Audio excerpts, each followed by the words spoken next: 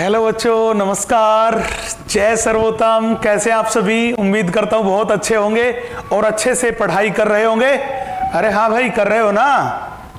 चलो, तो बेटा लास्ट लेक्चर में हमने बात किया था कॉकरोच की मॉर्फोलॉजी के बारे में, और उसमें हमने कॉकरोच की बॉडी के तीनों पार्ट के बारे में ओवरव्यू ले लिया था। हमने हेड के बारे में भी बात कर ली थी, हमने नेक के बारे में भी बात कर ली थी, बॉडी का दूसरा पार्ट जो था थोरैक्स, हमने उसके बारे में भी बात कर ली थी, बॉडी का तीसरा पार्ट जो था एब्डोमेन, हमने उसके बारे में भी बात कर ली थी।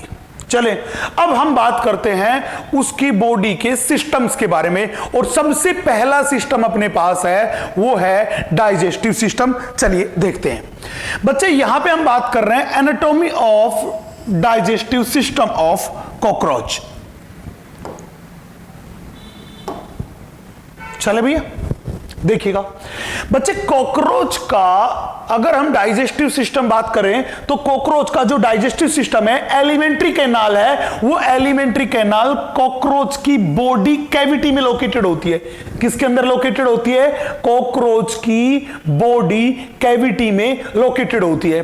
और वो पार्ट जहां पे एलिमेंट्री कैनाल लोकेटेड होती है उसको बोलते हैं पेरीविसरल साइनस। क्या बोलते हैं उसको? उसको बोलते हैं पेरी विसरल साइनस। कौन से पार्ट में? Perivisceral sinus. ये क्या होता है थोड़ी सी देर में बात करेंगे। तो जब भी बात करके चले कि डाइजेस्टिव सिस्टम किसके अंदर? बॉडी कैविटी में, और बॉडी कैविटी के भी कौन से चैम्बर में? पेरी विसरल साइनस वाले चैम्बर में लोकेटेड होता है। अब हमने क्या काम किया? कॉकरोच का जो कंप्लीट डाइजेस्टिव सिस्टम था, कंप्लीट एलिमेंट्री कैनाल थी, उन्हें 3 पार्ट्स में डिवाइड कर लिया। कितने पार्ट्स में? 3 पार्ट्स में। सबसे पहला रीजन जो है उसको हमने कहा फोरगट। दूसरा रीजन जो है उसको हमने बोल दिया बेटा मिडगट, एंड तीसरा रीजन जो है उसको बोल दिया अपने हाइंडगट। तो एलिमेंट्री कैनाल डाइजेस्टिव सिस्टम को कितने रीजन में डिवाइड किया? 3 में। पहला foregut, second is midgut, and third is hindgut. अब सबसे पहले हम बात कर रहे हैं इसके पहले पार्ट के बारे में, जिसको हमने कहा है बेटा फोरगट। बच्चे, फोरगट जो होता है वो कॉकरोच में माउथ से लेके गिजार्ड तक का पार्ट है, इसीलिए मैंने लिखा फोरगट में लिख रखा है माउथ टू गिजार्ड। माउथ से गिजार्ड तक का जो पूरा का पूरा पार्ट है उस पार्ट को अपन बोलते हैं फोरगट। क्या बोलते हैं?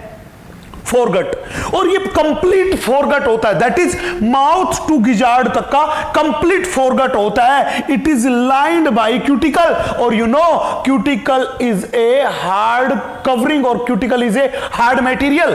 तो मैंने कहा कि पूरा का पूरा फोरगट है, उसकी इनर मोस्ट लाइनिंग किससे कवर्ड है? लाइंड है। वो लाइंड है किससे? क्यूटिकल से। किससे लाइंड है बेटा? क्यूटिकल से। तो सबसे पहले अपन यही बात करते हैं कि ये फोरगट वाला पोर्शन था, इसमें कौन कौन सी स्ट्रक्चर्स इंक्लूडेड थी और उनका क्या काम था। बहुत ध्यान से इस डायग्राम पे फोकस कीजिएगा बेटा। ये अपने पास कॉकरोच के डाइजेस्टिव सिस्टम का डायग्राम है, क्लियरली एनसीईआरटी में गिवन है, हाँ कि ना? हमने माना ये कॉकरोच है, और कॉकरोच में इस जगह पे हमने मान लिया कि अपने पास इस जगह पे ये जो है ये इस कॉकरोच का है माउथ। ये वाला पार्ट हमने मान लिया ये अपने पास है माउथ, हाँ कि ना? माउथ जो होता है वो जाके किस में ओपन होता है? बक्कल कैविटी में, ओरल कैविटी में, हाँ कि ना? वो ओरल कैविटी जो थी वो ओरल कैविटी आगे जाके ओपन हुई बेटा फेरिंक्स में। किस में ओपन हुई? फेरिंक्स में। फेरिंक्स आगे जाके एक ट्यूबुलर स्ट्रक्चर में ओपन हुई, उस ट्यूबुलर स्ट्रक्चर को हमने कह दिया ईसोफेगस। क्या बोल दिया? ईसोफेगस। ये ईसोफेगस आगे जाके एक सेक लाइक स्ट्रक्चर में ओपन हुई, और उस सेक लाइक स्ट्रक्चर को हमने बोल दिया क्रोप। ये क्रोप आगे जाके ओपन हुआ गिजार्ड में। किस में हुआ?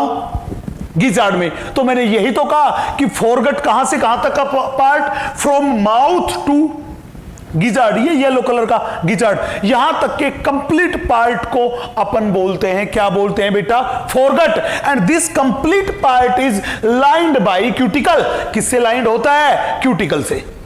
चले भैया, अब सबसे पहले हम शुरुआत करते हैं, वो शुरुआत करते हैं अपने पास इसके माउथ वाले पार्ट से।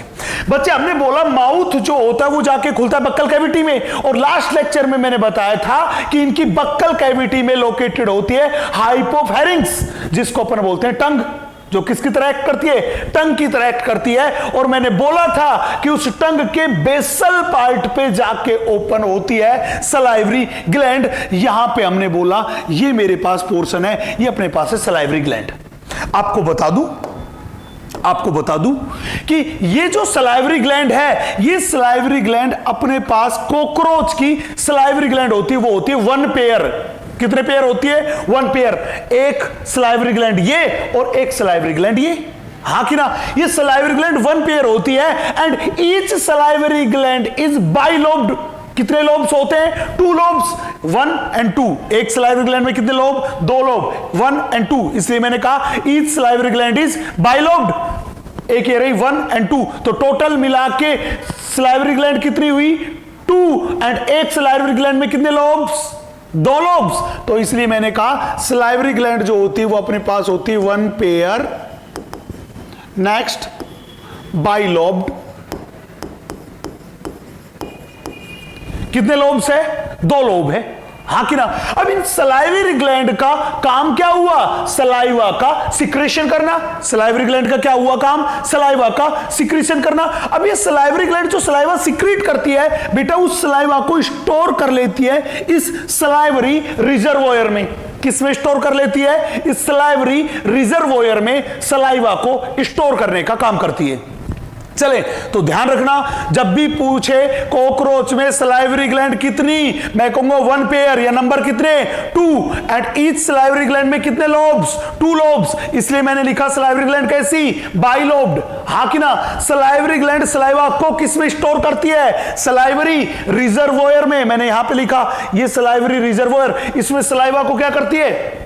स्टोर करने का काम करती है। और मैंने लास्ट लेक्चर में बोला था कि 1 pair salivary glands open at the base of हाइपोफेरिंक्स, और मैंने कहा टंग और हाइपोफेरिंक्स के बेसल पार्ट में जाके ओपन होती है। किसके अंदर? बक्कल कैविटी में। मेरी यहां तक की बात में कोई दिक्कत, हाँ कि ना? चलें, अब हमने कहा बक्कल कैविटी जाके कंटिन्यू किसमें हुई? फेरिंक्स वाले पार्ट में। कौन से पार्ट में हुई? फेरिंक्स वाले पार्ट में। फेरिंक्स आगे जाके कंटिन्यू किसमें हुआ? ईसोफेगस में। और ईसोफेगस आगे जाके इस बैग लाइक स्ट्रक्चर में कंटिन्यू हुआ, और इस बैग लाइक स्ट्रक्चर को ही हम क्या बोलते हैं? इस बैग लाइक स्ट्रक्चर को बोलते हैं क्रोप। क्या बोलते हैं बेटा? क्रोप। ये वाला पार्ट है मेरे पास, ये मेरे पास है क्रोप, हाँ कि ना? अब जितना भी फूड कॉकरोच ने इनटेक किया था या फीडिंग की थी, वो सारे का सारा फूड जाके कहां स्टोर हो गया? क्रोप में। तो जब भी बोले कि क्रोप जो कि एक सेक लाइक, एक बैग लाइक स्ट्रक्चर है, उस क्रोप का क्या काम है? क्रोप का काम है फूड का स्टोरेज। तो ये किस चीज के लिए रेस्पॉन्सिबल है? ये अपने पास रेस्पॉन्सिबल है स्टोरेज ऑफ फूड के लिए। तो साइट ऑफ फूड स्टोरेज कौन सी है कॉकरोच में? Crop region. कौन सा रीजन? Crop reason. और एक बात और बताऊं कि कॉकरोच में फूड मटेरियल का मैक्सिमम डाइजेशन भी कहां होता है? क्रोप में। क्रोप ही वो साइट है जहां पे फूड का मैक्सिमम डाइजेशन होता है। इसलिए मैंने बोला कि यहां पे क्या होता है? यहां पे होता है maximum digestion of food. Yes कि नो? तो जब भी क्रोप के बारे में बात करें तो क्रोप के बारे में आपको 2 पॉइंट याद रखने हैं। पहला पॉइंट, क्रोप का क्या काम है? फूड का स्टोरेज करना। दूसरा, इसका क्या, ये कौन सी जगह थी जहां पे फूड मेटेरियल का मैक्सिमम डाइजेशन हो रहा था, हाँ कि ना? चलो, मैं अब पूछेगा क्या क्रोप जो होता है वो क्यूटिकल से लाइंड होता है? यस, पहली लाइन में मैंने कहा कि एंटायर फोरगट मतलब from mouth to gizzard completely lined by cuticle, और क्यूटिकल एक हार्ड वाटरप्रूफ कवरिंग है। कैसी हार्ड एंड वाटरप्रूफ कवरिंग है। अब सवाल था, सर आप हमें बताइए कि उस क्यूटिकल की कवरिंग की क्या जरूरत थी, क्या जरूरत थी? बेटा जो फूड मेटेरियल इन्होंने इनटेक किया है, उस फूड मेटेरियल की वजह से इस एलिमेंट्री कैनाल की वॉल जो थी वो वॉल डैमेज हो सकती थी। तो उस वॉल को प्रोटेक्शन प्रोवाइड करने के लिए इस फोरगट में क्यूटिकल की लाइनिंग प्रेजेंट होती है। किसकी लाइनिंग प्रेजेंट है? क्यूटिकल की। तो क्यूटिकल की लाइनिंग का काम था provide protection from food particles और फूड मेटेरियल। हां कि ना? यहां तक की बात में किसी को कोई दिक्कत नहीं है? चलो मैं आगे नेक्स्ट। अब फोरगट का अंतिम जो पार्ट है मेरे पास, उस अंतिम पार्ट को अपन बोलते हैं बेटा गिजार्ड। क्या बोलते हैं? गिजार्ड। ये मेरे पास यहां पे गिजार्ड है, ये येलो कलर का रीजन। हां कि ना? अब अपन ने क्या काम किया, मैंने यहां से कॉकरोच का ये गिजार्ड बाहर निकाला। क्या बाहर निकाला? गिजार्ड। ये लीजिए, हमने कहा कि हमने कॉकरोच का ये जो गिजार्ड वाला पार्ट था, ये गिजार्ड वाला पार्ट बाहर निकाला, और बाहर निकाल के हमने इस गिजार्ड को देखा। बाहर निकाल के हमने क्या काम किया? इस गिजार्ड को देखा। हाँ, तो क्या देखेंगे?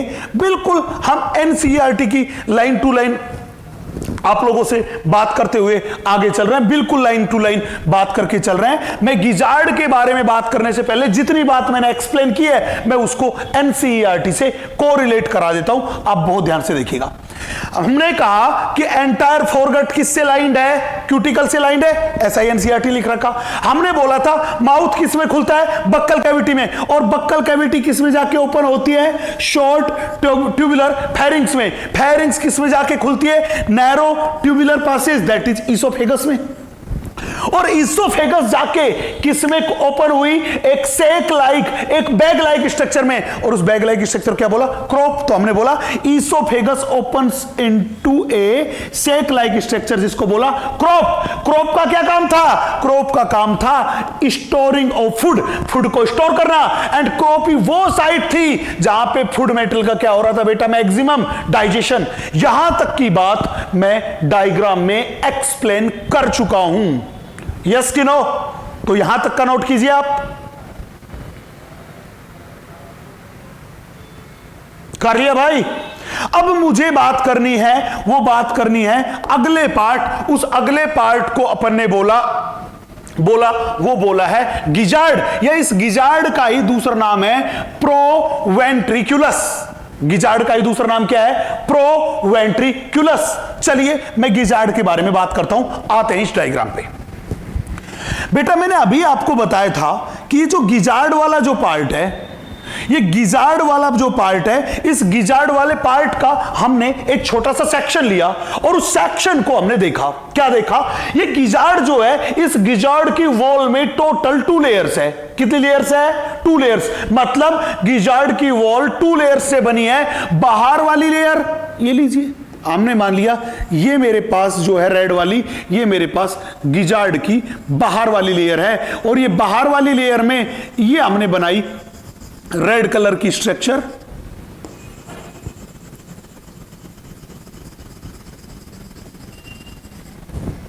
रेड कलर की स्ट्रक्चर, ये जो रेड कलर की स्ट्रक्चर है, ये अपने पास है सर्कुलर मसल।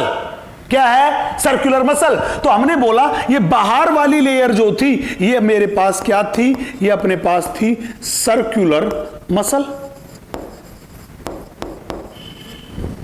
कौन सी थी? बाहर वाली, इसलिए मैंने लिख दिया आउटर। चले नेक्स्ट। दूसरी अंदर वाली लेयर जो थी, हमने मान लिया कि अपने पास ये जो दूसरी है, ये अंदर वाली लेयर है।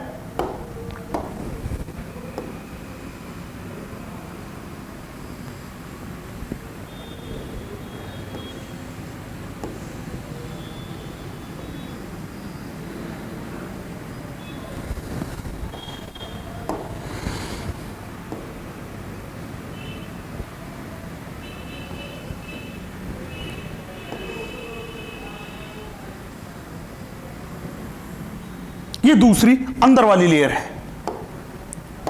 बेटा ये अंदर वाली जो लेयर है, इस इनर लेयर, ये वाली जो इनर लेयर है, इसको अपन बोलते हैं क्यूटिकल लेयर। इसको बोलते हैं क्यूटिकल लेयर। यस कि नो? तो कहने का मतलब बाहर वाली लेयर किससे? सर्कुलर मसल से। और इनर वाली जो लेयर थी, वो इनर वाली लेयर किससे बनी है? क्यूटिकल से। अब हमने एक चीज और नोट की। क्या नोट की? हमने नोट ये किया कि ये जो गिजार्ड वाला पार्ट है, इस गिजार्ड वाले पार्ट में इस क्यूटिकल वाली लेयर के बने हुए 6 प्रोजेक्शंस है। 6 क्या है? प्रोजेक्शंस है। मैं बना देता हूं, ये लीजिए।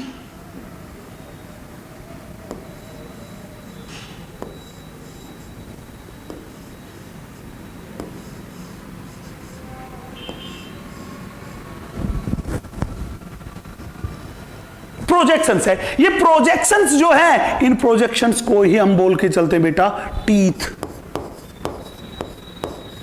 कितने टोटल? 6।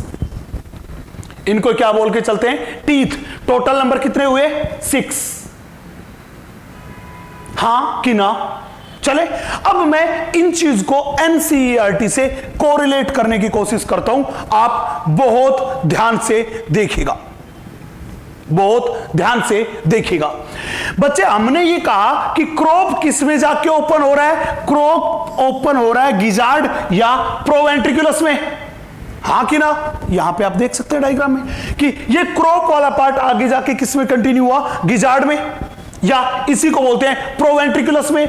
गिजार्ड की आउटर लेयर, वॉल की आउटर लेयर किससे बनी है? सर्कुलर मसल से। और इनर वाली लेयर किससे बनी है? क्यूटिकल से। किससे बनी है? क्यूटिकल। और बेटा जो क्यूटिकल जब बहुत ज्यादा हार्ड हो गया तो उसी को बोलते हैं काइटिन। क्या बोलते हैं? काइटिन। तो काइटिन का फॉर्मेशन किससे होता है? क्यूटिकल से। तो ये जो टीथ है, ये टीथ किससे बने हैं? मैं कह दूं क्यूटिकल या काइटिन से। क्यूटिकल या काइटिन से बने हैं। क्यूटिकल या काइटिन से बने। नंबर कितने हैं? 6। यस कि नो? तो यही तो बात एनसीईआरटी ने लिखी है। क्या लिखी है? It has an outer layer. It has an outer layer. Outer layer में क्या थी? थिक सर्कुलर मसल की लेयर। बाहर वाली कौन सी थी? थिक सर्कुलर मसल की layer. And thick inner cuticle forming.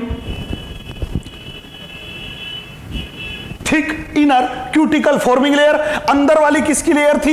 मैंने डायग्राम बताया, व्हाइट वाली क्यूटिकल की लेयर। और ये क्यूटिकल की लेयर थी, इसी से फॉर्मेशन हो रहा था किसका? 6 टीथ का। इसलिए मैंने बोला हाईली काइटिनस प्लेट्स।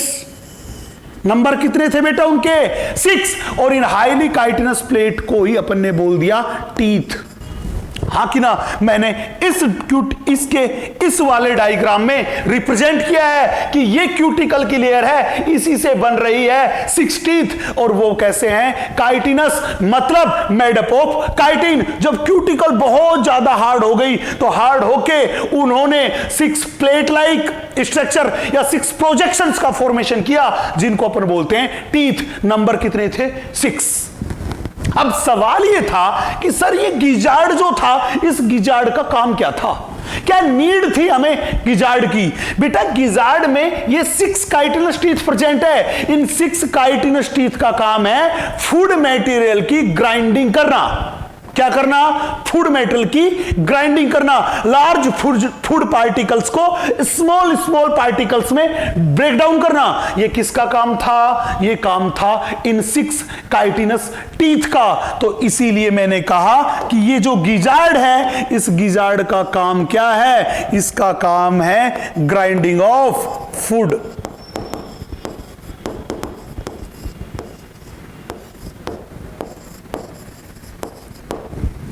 इसका काम है ग्राइंडिंग ऑफ फूड।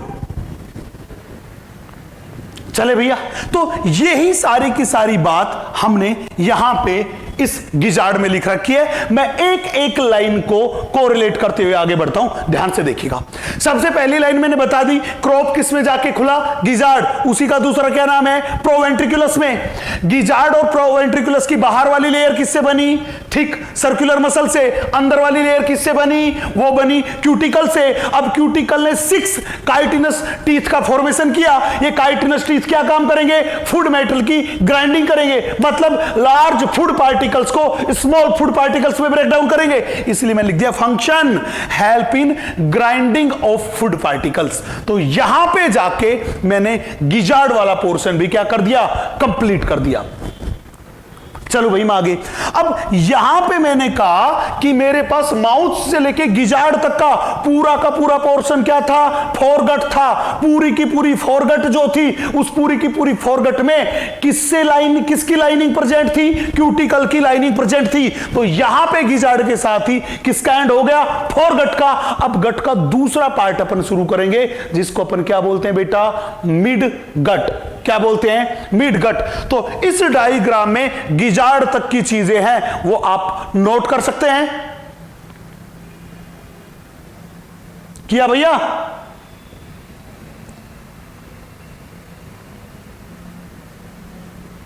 यहां पे गिजार्ड तक की जो बातें हैं वो आप नोट कर सकते हैं। किया? यहां पे भी गिजार्ड वाले पार्ट की जो भी थ्योरी है वो आप नोट कर सकते हैं।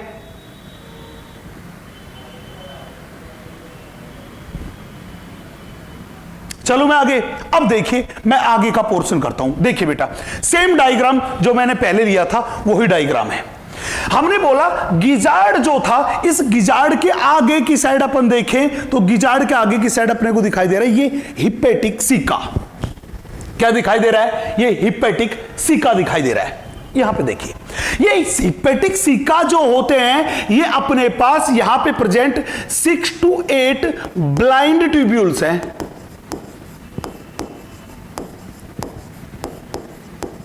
कैसे बेटा? 6 to 8 ब्लाइंड ट्यूब्यूल्स। अब सवाल ये था कि सर इनको ब्लाइंड ट्यूब्यूल्स क्यों बोला? बेटा इनको ब्लाइंड ट्यूब्यूल्स इसलिए बोला क्योंकि इनकी केवल एक सिंगल ओपनिंग थी। कितनी थी? सिंगल। मतलब वो एक ही ओपनिंग थी जिससे कोई मटेरियल इन ट्यूब के अंदर जा सकता था या बाहर निकल सकता था। तो tubule having single opening are known as blind tubules. क्या बोलते हैं उनको? Blind tubules. तो ये हिपेटिक सिक्का ब्लाइंड ट्यूब्यूल्स थे। इनके नंबर कितने थे? 6 to 8। कहां प्रेजेंट है? ये प्रेजेंट है बेटा इस गिजार्ड। कहां प्रेजेंट है? ये प्रेजेंट है इस गिजार्ड एंड इस मीजेंट्रोन, जिसको बोलते हैं मिडगट। मिडगट का ही दूसरा नाम क्या है? मीजेंट्रोन। गिजार्ड एंड मीजेंट्रोन के जंक्शन पे प्रेजेंट है। कहां प्रेजेंट है? Present at the junction of gizzard and mesenteron, या मैं कहूं मिडगट। हां कि ना? अभी मैंने बताया था गिजार्ड किसका पार्ट? गिजार्ड जो है वो पार्ट अपने पास फोरगट का। किसका पार्ट है? फोरगट का। तो मैं ये कह दूं कि हिपेटिक सिक्का और इन्हीं का दूसरा नाम है gastric caeca are located at junction of foregut and midgut. Yes कि नो? अब सवाल था कि सर ये हिपेटिक सिक्का है, इस हिपेटिक सिक्का का क्या काम था? बच्चे ये जो हिपेटिक सिक्का है, इस हिपेटिक सिक्का का काम है डाइजेस्टिव जूस का सिक्रीशन करना।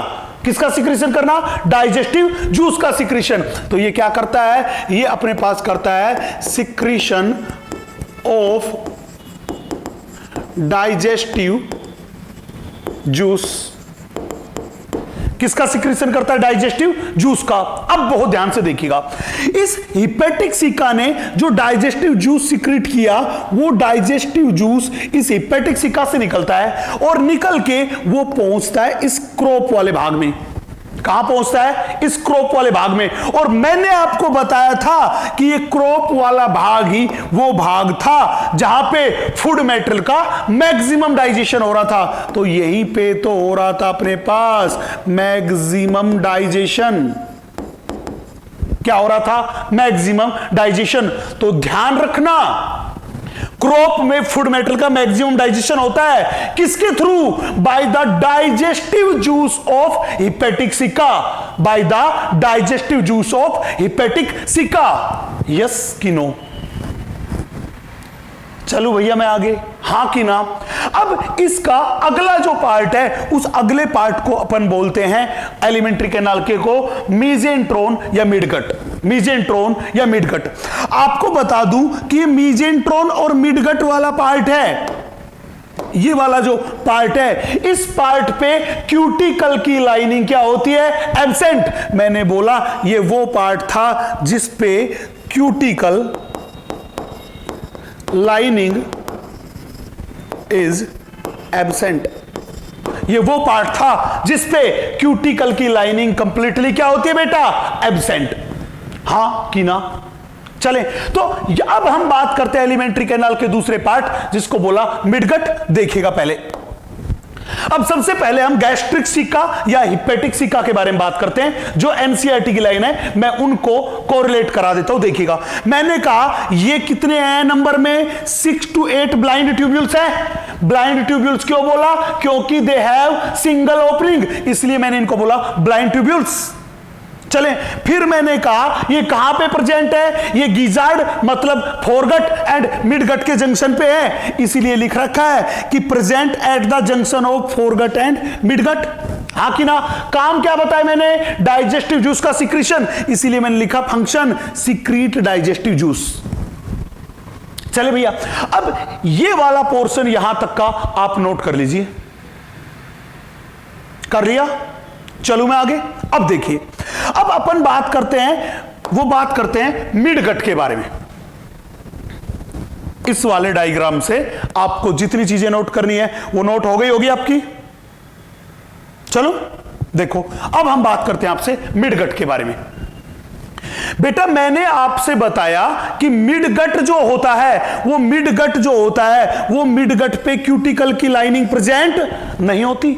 मिडगट पे क्यूटिकल की लाइनिंग प्रेजेंट नहीं होती, और ये मिडगट वो साइट है जहां पे फूड मटेरियल का मैक्सिमम एब्जॉर्प्शन होता है। मैक्सिमम एब्जॉर्प्शन होता है। याद रहे, मैक्सिमम डाइजेशन किसमें हुआ था?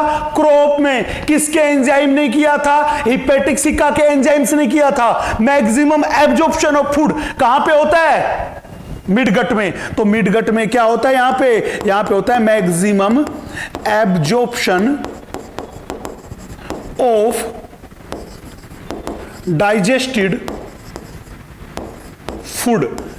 डाइजेस्टेड फूड का मैक्सिमम एब्जॉर्प्शन जो होता है वो होता है मिडगट में।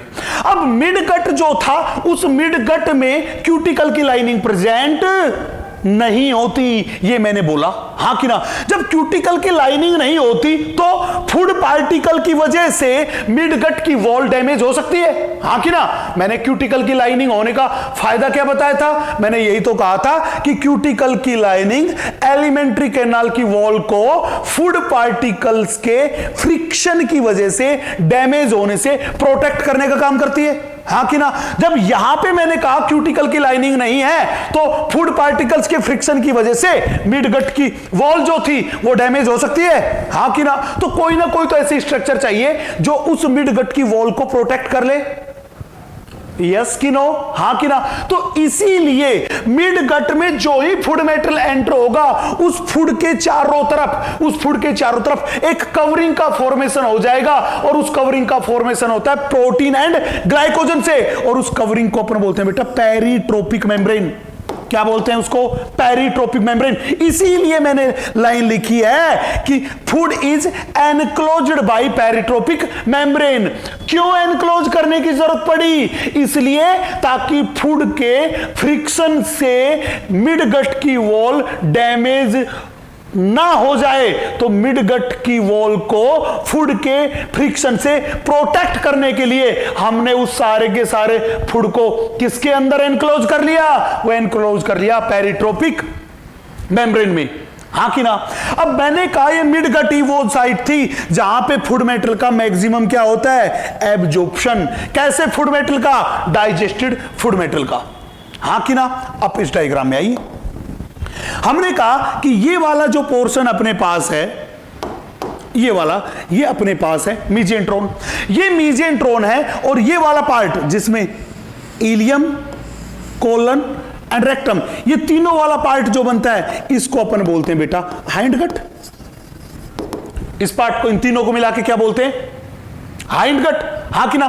तो हमने देखा कि ये मिडगट और ये ब्लू वाला जितना भी मैंने बनाया ये पूरा का पूरा क्या है? हाइंडगट। ये पूरा का पूरा क्या है? हाइंडगट। हमने देखा इस मिडगट और हाइंडगट के जंक्शन पे भी यहां पे छोटे छोटे थ्रेड लाइक, छोटे छोटे फिलामेंट लाइक स्ट्रक्चर प्रेजेंट है, जिसको बोल दिया मेलपिगियन ट्यूब्यूल। आपको बता दूं कि ये जो मेलपिगियन ट्यूब्यूल यहां पे प्रेजेंट है, ये मेलपिगियन ट्यूब्यूल जो यहां पे प्रेजेंट है, इस मेलपिगियन ट्यूब्यूल के नंबर जो होते हैं वो होते हैं 100 to 150। नंबर कितने होते हैं इनके? 100 to 150। एंड ये जो होती है इनका कलर होता है येलो। मैंने कहा ये मेरे पास है पेल येलो। कैसे कलर किए? Pale yellow. अब सवाल था कि इन मेलपिगियन ट्यूब्यूल का क्या काम था? बेटा मेलपिगियन ट्यूब्यूल जो थी इनका काम था एक्सक्रीशन। मैंने बोला for excretion of uric acid. किसका एक्सक्रीशन करवा था? यूरिक एसिड का। क्यों? क्योंकि मैंने बताया होगा कि कॉकरोच जो है वो एक इंसेक्ट है, और इंसेक्ट्स जो होते हैं उनका एक्सक्रीटरी मैटेरियल जो होता है वो होता है यूरिक एसिड। कौन सा एक्सक्रीटरी मैटेरियल होता है? Uric acid. तो ध्यान रखना, जब भी कहे हिपेटिक सिका कहां प्रेजेंट, तो मैं कहूंगा हिपेटिक सिका प्रेजेंट होते हैं eight the junction of foregut, या मैं कहूं गिजार्ड एंड मिडगट, जिसको बोलते हैं मिजेंट्रोन।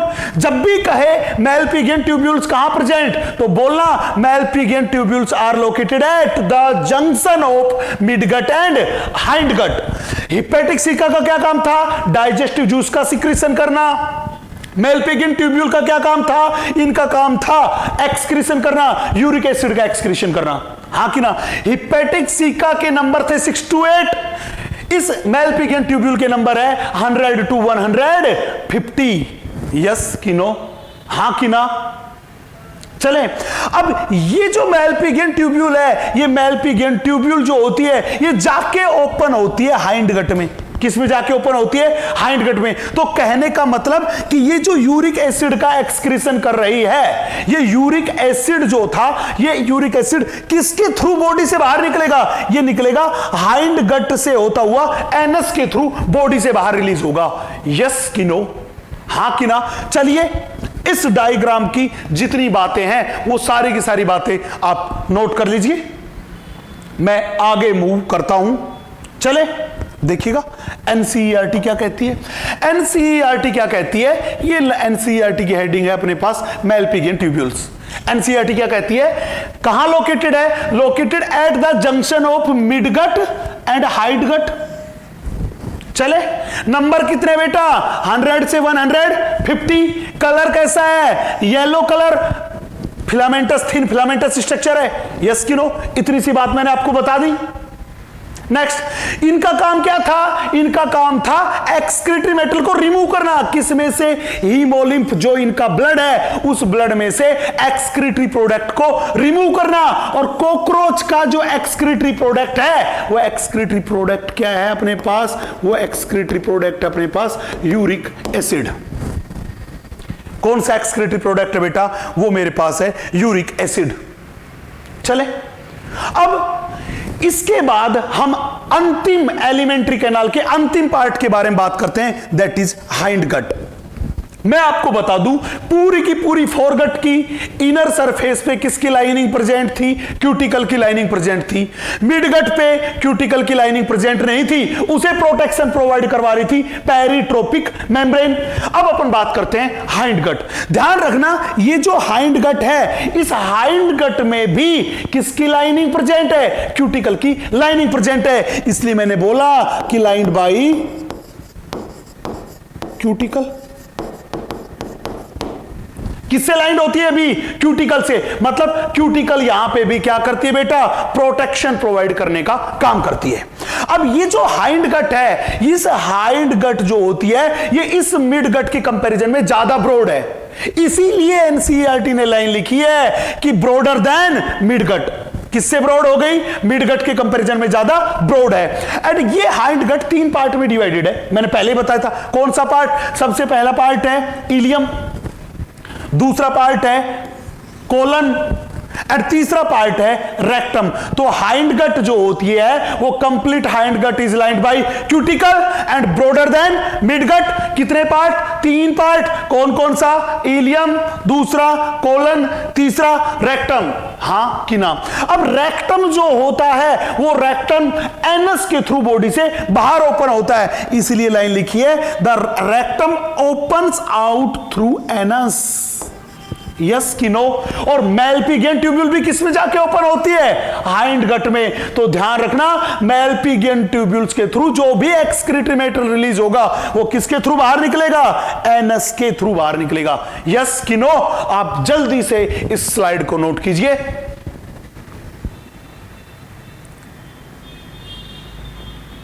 चलो भैया मैं आगे अगला देखिएगा।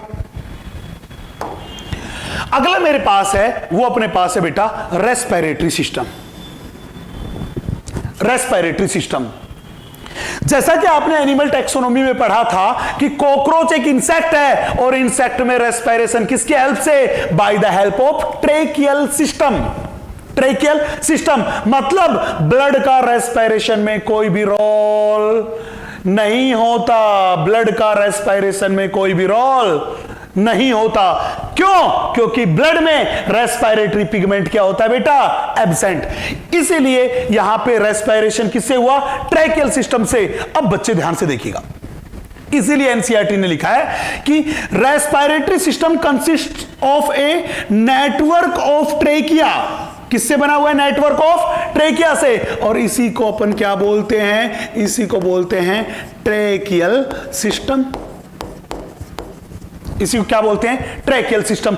अब ट्रेकिया का नेटवर्क तो है, लेकिन वो ट्रेकिया जो होती है उस ट्रेकिया की बाहर बॉडी की सरफेस पे ओपनिंग प्रेजेंट होती है। क्या प्रेजेंट होती है? ओपनिंग। और ट्रेकिया की जो स्मॉल ओपनिंग है उस स्मॉल ओपनिंग को बोलते हैं स्पाइरेकल्स।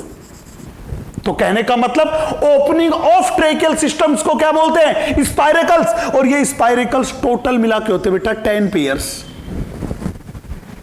हाँ कि ना? तो कहने का मतलब कि स्पाइरेकल्स जो थे वो कितने थे? 10 पेयर्स। मतलब नंबर टोटल कितने हुए? 20। कितने हुए? 20। तो मैं कहूं कि कॉकरोच का ट्रेकियल सिस्टम 10 पेयर स्पाइरल्स के थ्रू बाहर बॉडी की सरफेस पे ओपन होता है। मतलब एनवायरमेंट से गैस जो अंदर जाएगी या अंदर से जो गैस बाहर निकलेगी वो किसके थ्रू निकलेगी? इन ओपनिंग के थ्रू, इन स्पाइरेकल्स के थ्रू। और ये कितने होते हैं टोटल मिला के? 10 पेयर्स। अब 10 पेयर्स तो होते हैं, लेकिन सर 10 पेयर्स होते कहां पे? बेटा इन 10 पेयर्स में से 2 पेयर होते हैं,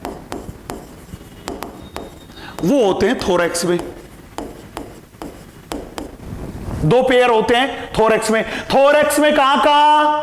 वो होते बेटा मीजोथोरैक्स एंड मेटाथोरैक्स में। मैंने शॉर्ट में लिख दिया मीजोथोरैक्स एंड मेटाथोरैक्स वाले पार्ट में। यस कि नो? बचे हुए जो 8 पेयर्स है, रिमेनिंग 8 पेयर्स, ये होते बेटा एब्डोमेन में। बचे हुए 8 पेयर्स जो होते हैं वो कहां होते हैं? एब्डोमेन में। एब्डोमेन में टोटल कितने सेगमेंट थे? एब्डोमेन में टोटल मिला के 10 सेगमेंट थे। तो उसमें 1 से लेके 8 तक के जो सेगमेंट्स है वहां पे प्रेजेंट होते हैं कितने? बचे हुए 8 पेयर्स। तो टोटल कितने स्पाइरेकल्स हुए? 10 पेयर्स। 10 पेयर्स में से 2 पेयर्स थोरैक्स में, मीजोथोरैक्स एंड मेटाथोरैक्स वाले पार्ट में, एंड बचे हुए 8 पेयर्स किसमें? एब्डोमेन में। हाँ कि ना? और ये सारे के सारे जो होते हैं ये लेटरल साइड में ओपन होते हैं। मतलब लेटरल साइड में प्रेजेंट जो स्क्लेराइट है उसको बोला था प्लूरोन या प्लूराइट। तो ये कहां जाके ओपन होते हैं? बॉडी की लेटरल साइड पे जाके ओपन होते हैं। इसीलिए एनसीईआरटी ने ये लाइन लिखी है। क्या लिखा है? कि spiracles are present on the lateral side of body. Lateral side of body. और बॉडी की लेटरल साइड पे क्या प्रेजेंट होते हैं? प्लूराइट्स। क्या प्रेजेंट होते बेटा? प्लूराइट्स या प्लूरोन। यस कि नो? अब सवाल था सर सर ये जो मेरे पास स्पाइरिकल्स है, ये स्पाइरिकल्स जो थे ये ओपनिंग थी, हां ओपनिंग थी, ये ओपनिंग थी स्पाइरिकल्स, ये स्पाइरिकल्स आगे जाके ये जाके ओपन हुए, कंटिन्यू हुए ट्रेकिया में। कहां पे जाके कंटिन्यू हुए? ट्रेकिया में। और ट्रेकिया बॉडी में जाके बहुत सारी ब्रांचेस में डिवाइड हो गई, और उन ट्रेकिया की ब्रांचेस को ये अपन बोलते हैं ट्रेक्यूल्स। क्या बोलते हैं उनको? ट्रेक्यूल्स। हां कि ना? उसी को बोलते हैं ट्रेक्यूल्स। तो इसीलिए एनसीईआरटी ने लिखा है, क्या लिखा है? Thin branching tubes, that is tracheal tube सब डिवाइडेड इनटू ट्रेक्यूल्स। कहां पे? ट्रेक्यूल्स में। और ये ट्रेक्यूल्स जो होती है, ये ट्रेक्यूल्स ही वो पार्ट था जो कॉकरोच की बॉडी की सेल्स के साथ गैसियस एक्सचेंज करता था। तो जब भी बोले कि बताओ कॉकरोच में गैसियस एक्सचेंज की साइट क्या है, तो हम कहेंगे tracheoles are the site of gaseous exchange in cockroach. और gaseous exchange occurs through simple diffusion, मतलब उसमें कोई भी एटीपी का कंजप्शन नहीं होता। तो मैंने बोला ये ट्रेक्यूल्स जो होती है, यही क्या होती है? यही है, ये अपने पास site of gaseous exchange, site of gaseous exchange. और गैसियस एक्सचेंज किसके थ्रू? Simple diffusion.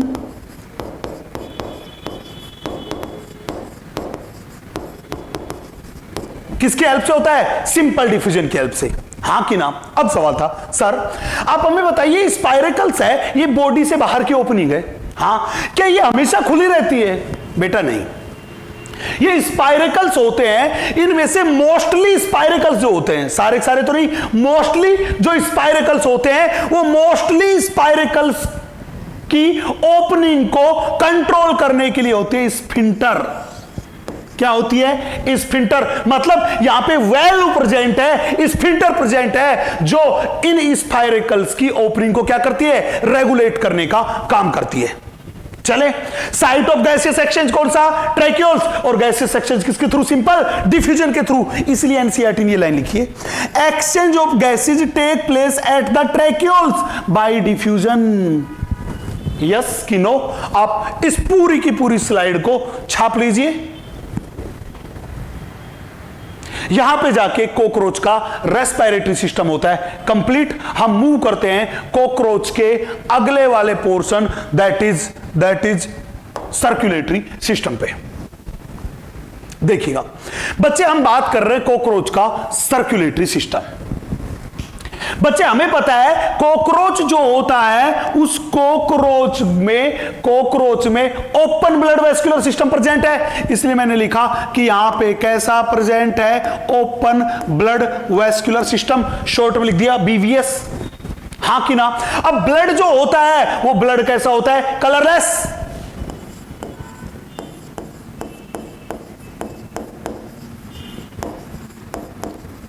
ब्लड कैसा होता है? कलरलेस। क्यों? क्योंकि कॉकरोच के ब्लड में रेस्पिरेटरी पिगमेंट क्या होता है? एब्सेंट। क्योंकि यहां पे रेस्पिरेटरी पिगमेंट जो होता है वो क्या होता है बेटा? एब्सेंट। इसलिए ब्लड कैसा हुआ? कलरलेस। तो यही तो वजह थी कि कॉकरोच के ब्लड में रेस्पिरेटरी पिगमेंट नहीं होता, इसीलिए कॉकरोच का ब्लड रेस्पिरेशन में पार्टिसिपेट नहीं करता, और इसी वजह से कॉकरोच में ट्रैकियल सिस्टम प्रेजेंट होता है फॉर रेस्पिरेशन। हां कि ना? तो हमने बोला यहां पे blood do not participate in respiration. तो जब भी बोले कि कॉकरोच में ब्लड रेस्पिरेशन में पार्टिसिपेट क्यों नहीं करता, आप कहोगे क्योंकि उसमें रेस्पिरेटरी पिगमेंट नहीं है। क्यों भाई? हमारे ब्लड में हीमोग्लोबिन है, तो ऑक्सीजन हीमोग्लोबिन से जुड़ के ही तो बॉडी में ट्रांसपोर्ट होती है। हां कि ना? हां कि ना? जब इनमें रेस्पिरेटरी पिगमेंट ही नहीं है तो ऑक्सीजन जुड़ेगी किससे? बाइंड किससे होगी? जब बाइंड के लिए कोई पिगमेंट नहीं, इसलिए हमने कहा ब्लड का ऑक्सीजन के ट्रांसपोर्ट दैट इज रेस्पिरेशन में कोई भी कंट्रीब्यूशन नहीं है। रेस्पिरेशन जो होता है वो सीधा किसकी हेल्प से? ट्रेकियल सिस्टम की हेल्प से होता है। हां कि ना? चले, तो सबसे पहली बात हमने बोली कि इसमें कैसा ब्लड वेस्कुलर सिस्टम है, ओपन, और जिसमें भी ओपन ब्लड वेस्कुलर सिस्टम होगा उस ओपन ब्लड वेस्कुलर सिस्टम में ब्लड वेसल्स जो होगी वो लेस डेवलप्ड होगी। ब्लड वेसल्स कैसी होगी, लेस डेवलप्ड। इसीलिए इसने ये पॉइंट लिखा है कि blood vessels are poorly developed. कैसी होती है, पुअरली डेवलप्ड। और जिसमें भी ओपन ब्लड वेस्कुलर सिस्टम होगा उसमें ब्लड एक साइनस में, एक कैविटी में भरा होगा और उस कैविटी को बोलते हैं हीमोसील। इसीलिए लिखा है blood vessels are poorly developed and open into space, that is haemocoel. Haemocoel क्या है, वो कैविटी और sinus which is filled with blood. तो मैंने बोला ये क्या है मेरे पास, ये अपने पास है blood filled cavity which is filled by blood is known as hemocoel। Haemo word का मतलब हुआ ब्लड और सील का मतलब हुआ cavity. Cavity which is filled with blood और sinus which is filled with blood is known as hemocoel। तो जिसमें भी ओपन बीवीएस उसमें ब्लड जो था वो ब्लड किस में होगा, हीमोसील में। क्यों, क्योंकि वहां पे ब्लड वेसल्स पुअरली डेवलप्ड है और लेस डेवलप्ड है। हाँ कि ना। अब बच्चे सर्कुलेटरी सिस्टम जब पढ़ाया होगा तो ये बात सीधी बताई होगी कि जिसमें भी ओपन बीवीएस होगा उसमें बॉडी के ऑर्गन्स डायरेक्टली ब्लड के कांटेक्ट में होंगे। डायरेक्टली किस में होंगे, ब्लड के कांटेक्ट में। इसीलिए हम कह सकते हैं कि विसरल ऑर्गन्स और body organs are bathed into the blood. हाँ कि ना। तो देखिए यही लाइन लिख रखी है, visceral organs located in the haemocoel are bathed in the blood. वो किसमें है, ब्लड में। और ब्लड को ही क्या बोल देते हैं, हीमोलिम्फ। हीमोलिम्फ है क्या, ये अपने पास है बेटा कलरलेस ब्लड। हीमोलिम्फ क्या है अपने पास, कलरलेस ब्लड। चले भैया, अब सवाल था कि अगर हम कॉकरोच के हीमोलिम्फ का थोड़ा सा सैंपल निकालें तो उस हीमोलिम्फ में क्या है। बेटा अगर हम कॉकरोच के हीमोलिम्फ का थोड़ा सा सैंपल ले तो उस हीमोलिम्फ में दो चीजें मिलेगी। पहला पार्ट तो है उसका कलरलेस प्लाज्मा। सबसे पहला पार्ट क्या मिलेगा, कलरलेस प्लाज्मा। दूसरा वहां पे कुछ सेल्स मिलेगी जिनको बोलते हैं हीमोसाइट। क्या मिलेगी, हीमोसाइट। ये हीमोसाइट्स जो होती हैं ये होती है अपने पास फेगोसाइटिक।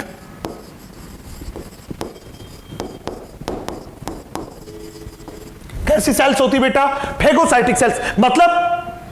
मतलब ये फेगोसाइटोसिस करती है, हार्मफुल पार्टिकल्स की फीडिंग करने का काम करती है। एंड दूसरा ये जो हीमोसाइट्स हैं ये हेल्प करती है ब्लड क्लोटिंग में। किस में हेल्प करती है, ब्लड क्लोटिंग में। इसलिए दूसरा काम था इनका हेल्प्स इन ब्लड क्लोटिंग।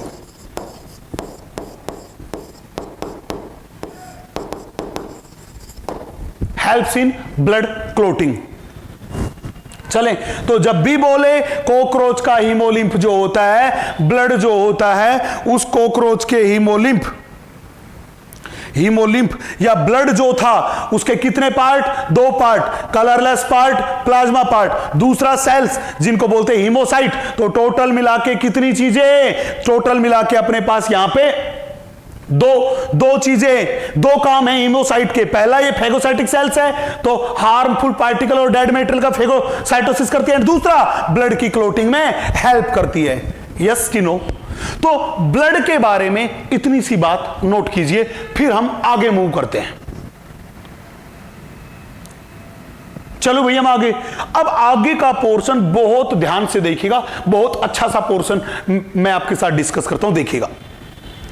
बेटा मैंने यहां पे बोला कि कॉकरोच में ओपन ब्लड वेस्कुलर सिस्टम है। जब कॉकरोच में ओपन ब्लड वेस्कुलर सिस्टम है तो मैंने कहा कि जिसमें भी ओपन ब्लड वेस्कुलर सिस्टम होगा उसमें ब्लड जो था वो हीमोसील में भरा होगा। किस में भरा होगा, हीमोसील में। दैट इज ये इनकी बॉडी कैविटी है, इसके अंदर ब्लड भरा होगा। हाँ कि ना। अब हमने कॉकरोच की हीमोसील को देखा तो क्या देखा कि कॉकरोच की हीमोसील जो थी उसमें दो डिसकंटिन्यूअस सेप्टम प्रेजेंट है। कैसे सेप्टम है, डिसकंटिन्यूअस। मतलब उनमें बीच बीच में गैप प्रेजेंट था। यस कि नो। तो हमने क्या देखा वो यहां पे देखिए। अब मान लीजिए ये कॉकरोच की पूरी अपने पास कॉकरोच की पूरी हीमोसील है। ये वाला पार्ट। इस हीमोसील में दो डिसकंटिन्यूअस सेप्टम है। पहला सेप्टम को बोलते हैं डोर्सल डायफ्राम, पहले सेप्टम को क्या बोल दिया? Dorsal diaphragm. एंड दूसरा जो सेप्टम है उसको बोल दिया वेंट्रल डायफ्राम। क्यों बोला? क्योंकि बेटा ये प्रेजेंट था वेंट्रल साइड और वेंट्रल सरफेस पे। ये डोर्सल डायफ्राम जो था ये प्रेजेंट था डोर्सल साइड और मैं कहूं डोर्सल सरफेस पे। तो ऐसा सेप्टम जो हीमोसील की या इसकी बॉडी की डोर्सल सरफेस पे प्रेजेंट था उसको हमने कह दिया डोर्सल डायफ्राम। ऐसा सेप्टम जो प्रेजेंट था वेंट्रल सरफेस पे उसको बोल दिया वेंट्रल डायफ्राम। हाँ कि ना? अब इन दो डायफ्राम की वजह से, दो सेप्टम की वजह से इसकी जो बॉडी कैविटी थी, जो हीमोसील थी, उसमें टोटल बन गए 3 चैम्बर। कितने चैम्बर बन गए भैया? 3 चैम्बर। अब वो 3 चैम्बर कौन कौन से देखिए, यहां पे सबसे पहला चैम्बर तो बन गया ये वाला चैम्बर, दूसरा चैम्बर बन गया ये वाला चैम्बर, एंड तीसरा चैम्बर बन गया बेटा ये वाला चैम्बर। तो कहने का मतलब इन दो डायफ्राम्स और मैं कहूं दो सेप्टम्स की वजह से, सेप्टम्स को क्या बोल दिया? डायफ्राम। डायफ्राम, इन दो डायफ्राम्स या दो सेप्टम की वजह से बॉडी कैविटी में कितने चैम्बर बन गए हीमोसील में? 3। एक चैम्बर ये ऊपर की साइड डोर्सल सरफेस में, एक बिल्कुल मिडिल में और एक बिल्कुल पीछे की साइड, नीचे की side, that is ventral surface पे। हाँ कि ना? तो ये जो मिडिल में चैम्बर है इसको बोलते हैं पेरीविसरल साइनस। इस चैम्बर को क्या बोलते हैं? Perivisceral sinus. बॉडी के mostly organs and alimentary canal digestive system जो होता है वो इसी चैम्बर में प्रेजेंट होता है। किसमें? पेरीविसरल साइनस में। कौन से चैम्बर में? पेरीविसरल साइनस में। हाँ कि ना? इसकी डोर्सल सरफेस पे ये जो चैम्बर है, डोर्सल सरफेस पे ये जो चैम्बर है, इस चैम्बर को अपन बोलते हैं, इस चैम्बर को अपन बोलते हैं पेरिकार्डियल चैम्बर। डोर्सल सरफेस पे ये जो चैम्बर है, इस चैम्बर को अपन बोलते हैं बेटा pericardial sinus. Pericardial sinus, pericardial sinus. हाँ कि ना? इस चैम्बर को, डोर्सल सरफेस पे चैम्बर को बोल दिया बेटा पेरिकार्डियल साइनस। क्यों बोला? क्योंकि ये वो चैम्बर था जिसके अंदर क्या प्रेजेंट था? हार्ट। तो ये वो था जिसके अंदर क्या प्रेजेंट था बेटा? ये वो चैम्बर था जिसके अंदर हार्ट जो होता है वो होता है प्रेजेंट। इसलिए इसको क्या बोल दिया? Pericardial sinus. इस मिडिल चैम्बर को बोला पेरीविसरल साइनस। क्यों? क्योंकि बॉडी के visceral organs including alimentary canal वो सारे के सारे किस में प्रेजेंट थे? इस मिडिल वाले चैम्बर में प्रेजेंट थे, जिसको हमने कह दिया पेरीविसरल साइनस। और सबसे नीचे वाले चैम्बर को हमने बोल दिया, वो बोल दिया बेटा पेरीन्यूरल साइनस। Perineural sinus. क्यों? क्योंकि ये वो चैम्बर था जिसमें सेंट्रल नर्वस सिस्टम क्या था? प्रेजेंट। सेंट्रल नर्वस सिस्टम क्या था? प्रेजेंट। और आपको पता है कि ये कॉकरोच जो है ये क्लास इंसेक्टा फाइलम आर्थ्रोपोडा का मेंबर है, और आर्थ्रोपोडा नॉन कॉर्डेटा में आता है। और नॉन कॉर्डेटा में नर्व कोड जो होती है वो होती है double solid and ventral nerve code होती है। मतलब उनका नर्वस सिस्टम बॉडी की कौन सी सरफेस पे प्रेजेंट है? वेंट्रल सरफेस पे प्रेजेंट है। कौन से चैम्बर में प्रेजेंट है कॉकरोच का? पेरीन्यूरल साइनस में। हार्ट जो होता है वो कहां प्रेजेंट होता है बॉडी की? डोर्सल सरफेस पे प्रेजेंट होता है। कौन से चैम्बर में? पेरिकार्डियल साइनस में। और एलिमेंट्री कैनाल किस में होती है? पेरीविसरल साइनस में। हां कि ना? अब यहां पे अपन ने बोला कि ये पेरिकार्डियल साइनस जो है, इस पेरिकार्डियल साइनस में टोटल मिला के बात किया तो अपने पास पूरा का पूरा क्या प्रेजेंट था? हार्ट प्रेजेंट था। और कॉकरोच का जो हार्ट होता है, उस कॉकरोच के हार्ट में होते बेटा 13 चैम्बर्स। कॉकरोच के हार्ट में कितने चैम्बर होते हैं? 13 चैम्बर्स होते हैं। हमने कहा ये सबसे पहला चैम्बर है और ये सबसे लास्ट में ये 13 नंबर वाला चैम्बर है। यस कि नो? कॉकरोच के हार्ट में टोटल कितने हो गए? 13 चैम्बर। ये सबसे पहला चैम्बर है और ये सबसे लास्ट वाला चैम्बर है। ये जो सबसे पहला चैम्बर है, इस पहले चैम्बर को ही बोलते हैं अपन एंटीरियर एओर्टा। कॉकरोच के हार्ट का जो सबसे पहला चैम्बर है, इसी को बोलते बेटा एंटीरियर एओर्टा। और यही मेरे पास है, यही अपने पास है लॉन्गेस्ट और मैंने कहा लार्जेस्ट चैम्बर। यही अपने पास है लॉन्गेस्ट एंड लार्जेस्ट चैम्बर। एक चीज हमने और नोट की, क्या कि कॉकरोच के हार्ट में टोटल मिला के 13 चैम्बर्स है। हर एक चैम्बर में एक पेयर ओपनिंग्स प्रेजेंट है। क्या प्रेजेंट है? एक पेयर ओपनिंग्स और होल प्रेजेंट है, और उन होल को बोलते हैं ओस्टिया। क्या बोलते हैं? ओस्टिया। मैंने ये जो ब्लैक ब्लैक दिखा रखे हैं, ये होल है, ओपनिंग है, जिनको बोलते हैं ओस्टिया। अब सवाल था, सर ये जो ओस्टिया है, इन ओस्टिया का क्या काम था? बेटा इन ओस्टिया से ही ब्लड जो होता है वो ब्लड हार्ट के अंदर एंटर होता है। किसके अंदर एंटर होता है? हार्ट के अंदर एंटर होता है। तो ब्लड की हार्ट के अंदर एंट्री किसके थ्रू होती है? वो होती है ओस्टिया के थ्रू। कहां होती है? ओस्टिया के थ्रू। हां कि ना? तो ध्यान रखना कि each chamber has one pair holes और openings that are known as ostia, and ostia के थ्रू ही blood enters into the heart. Yes कि नो? यस कि नो? अब बहुत ध्यान से देखिएगा अगली जो बात मैं करके जा रहा हूं। अब बेटा हार्ट के अंदर ब्लड एंटर होने के बाद उस ब्लड का फ्लो हार्ट के अंदर इस डायरेक्शन में होता है। मैंने जैसे एरो लगाया, हार्ट के अंदर ब्लड का फ्लो इस डायरेक्शन में होता है। हमने बोला ये पार्ट है हेड, तो ये बॉडी की कौन सी साइड होगी? ये मेरे पास होगी एएनटी, मतलब एंटीरियर साइड, और ये है मेरे पास टेल वाला पार्ट, तो ये मेरे पास होगी उसकी पोस्टीरियर साइड। हाँ कि ना? तो ये बॉडी की एंटीरियर साइड और ये पोस्टीरियर साइड। मतलब कॉकरोच के हार्ट में डायरेक्शन ऑफ ब्लड फ्लो कहां है? From posterior side to anterior side, from posterior side to anterior side. And जो ही ब्लड पहुंचेगा इस एंटीरियर एओर्टा में, ये एंटीरियर एओर्टा यहां पे ओपन होगा और इसमें से ब्लड निकलेगा बाहर। इसमें से ब्लड क्या निकलेगा? बाहर। और वो ब्लड बाहर निकल के आ जाएगा हीमोसील में, और वो ब्लड आएगा इस डायरेक्शन में।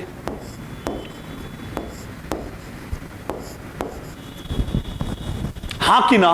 तो ये बहुत बेहतरीन क्वेश्चन यहां से बनता है। कौन कौन से सवाल बनते हैं? सबसे पहला सवाल ये बना कि हार्ट के अंदर ब्लड फ्लो की direction from posterior side to anterior side, from posterior side to anterior side. दूसरा, हीमोसील में ब्लड फ्लो की direction from anterior side to posterior side. Green वाले एरो की डायरेक्शन देखो। पहला सवाल कंप्लीट हुआ। दूसरा सवाल, कॉकरोच के हार्ट में टोटल चैम्बर कितने हैं? 13। कॉकरोच का हार्ट जो होता है वो बॉडी कैविटी और हीमोसील के कौन से चैम्बर में होता है? पेरिकार्डियल साइनस में। चले, पेरिकार्डियल साइनस और हार्ट कौन सी सरफेस पे होता है? डोर्सल साइड और डोर्सल सरफेस पे। हार्ट के हर एक चैम्बर में क्या प्रेजेंट होते हैं? वन पेयर होल्स, जिनको क्या बोलते हैं? ओस्टिया। और ब्लड किसके थ्रू हार्ट में एंटर होता है? Through the ostia. कॉकरोच का नर्वस सिस्टम होता है वो कौन सी सरफेस पे होता है? वेंट्रल सरफेस पे। कौन से चैम्बर में? पेरी न्यूरल साइनस में। कॉकरोच की एलिमेंट्री कैनाल और विसरल ऑर्गन कौन से चैम्बर में होता है? पेरी विसरल साइनस में। यहां तक की बात में किसी को कोई दिक्कत है तो बताएं। क्या मैं आगे चलूं? बहुत आराम से डायग्राम को नोट कीजिएगा, सारी की सारी बातें क्लियर हो चुकी है। चले भैया अपन आगे देखें। अब इन सारी की सारी चीजों को एनसीईआरटी से कोरिलेट करके बता देता हूं। देखिएगा हमने अगली हेडिंग ही डाली है हार्ट। अगर बेटा हमसे कोई पूछे कि बताओ कॉकरोच की हार्ट बीट रेट क्या है, तो ध्यान रखना इनकी हार्ट बीट है 49 बीट्स पर मिनट। हार्ट कितने बार बीट करता है एक मिनट में? 49 टाइम्स बीट करता है। चले, अब कॉकरोच का हार्ट जो होता है उसके बारे में एनसीईआरटी क्या कहती है देखना। Heart of cockroach consist of elongated muscular tube. Elongated muscular tube. ये इलोंगेटेड मस्कुलर ट्यूब में कितने चैम्बर? 13 चैम्बर्स। कितने चैम्बर्स है? 13 चैंबर्स। और कौन सी सरफेस पे होता है? तो लिख रखा है laying along mid dorsal line, मतलब सरफेस कौन सी होगी? Dorsal surface, mid dorsal line of thorax and abdomen, mid dorsal line of thorax and abdomen. मतलब हार्ट जो हुआ, उस हार्ट का यहां पे आप देख सकते हैं कि ये एंटीरियर एओर्टा जाके किसमें खुल रही है? हेड में, हेड में जाके खुल रही है। बाकी पूरा का पूरा हार्ट कहां प्रेजेंट है? थोरैक्स एंड एब्डोमेन पार्ट में लोकेटेड है। यस कि नो? इसीलिए एनसीईआरटी ने लिखा है कि हार्ट जो होता है वो कहां है? Mid dorsal line of thorax and abdomen पे लोकेटेड है। चलो भैया मैं आगे अगली लाइन देखना। It is differentiated into funnel shaped chamber. कितने चैम्बर है टोटल? 13। हमने बोला ये टोटल कितने चैम्बर्स है? ये अपने पास 13 चैम्बर है विद ओस्टिया। हर एक चैम्बर पे क्या प्रेजेंट था? 1 पेयर होल, जिनको क्या बोला था? Ostia on either side. यहां पे डायग्राम में देखिए ये चैम्बर था, इन चैम्बर में ये ब्लैक कलर वाले होल जो थे ये दोनों साइड थे। मतलब एक चैम्बर में कितने पेयर ओस्टिया थे? 1 पेयर। चलो भैया मैं आगे अगली लाइन देखना। Blood from sinus enter heart through ostia. मैंने बोला कि ब्लड जो था वो ब्लड हार्ट के अंदर किसके थ्रू एंटर होगा? साइनस के थ्रू। And is pumped anteriorly to sinuses again. हाँ कि ना? तो आगे की बात में क्या कह रहा है कि इन साइनस से ब्लड ओस्टिया थ्रू हार्ट में एंटर हुआ और एंटीरियर साइड में पंप होता हुआ गया। हार्ट में ब्लड फ्लो की डायरेक्शन क्या हुई? एंटीरियर से पोस्टीरियर। एंड देन साइनस में अगेन वापस कहां से आया? एंटीरियर टू पोस्टीरियर साइड में। ये बात मैं ऑलरेडी बता चुका हूं। यस कि नो? तो आप ये वाली स्लाइड जो है, इस वाली स्लाइड को नोट कीजिए। क्या भैया? अब एनसीईआरटी ने एक डायग्राम दे रखा है। एनसीईआरटी का जो डायग्राम है वो ये वाला डायग्राम है। एनसीईआरटी का ये वाला जो डायग्राम है उसमें हम बात कर चुके हैं। ये मेरे पास है एंटीरियर एओर्टा। ये एंटीरियर एओर्टा जो ही है यही मेरे पास है फर्स्ट चैम्बर ऑफ हार्ट, जो कैसा है? जो अपने पास है लॉन्गेस्ट। चले अब हमने यहां देखा कि हार्ट से कुछ स्पेशल टाइप की मसल्स एसोसिएटेड है, जिनको क्या बोलते हैं? एलरी मसल्स। एलरी मसल्स किससे एसोसिएटेड है? हार्ट से एसोसिएटेड है। ये एलरी मसल्स जो होती है ये टोटल होती है बेटा 12 पेयर्स। कितने पेयर्स होती है? 12। ध्यान रखना हार्ट में कितने चैम्बर? 13। लेकिन एलरी मसल्स क्या होती है? टोटल मिला के 12 पेयर्स मसल्स होती है। और इन एलरी मसल्स का काम है ब्लड सर्कुलेशन। क्या है? Blood circulation. इसलिए मैंने लिखा ये क्या काम करती है? ये करती है हेल्प्स इन ब्लड सर्कुलेशन।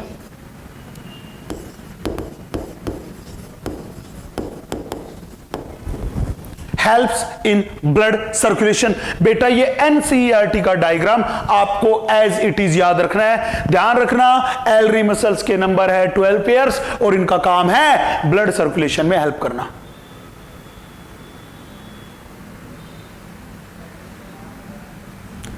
चले भैया अपना आगे, कोई दिक्कत नहीं है? नोट कर लिया? चले आगे देखें। अगली स्लाइड में हम बात कर रहे हैं बेटा, वो बात कर रहे हैं एक्सक्रीटरी सिस्टम के बारे में।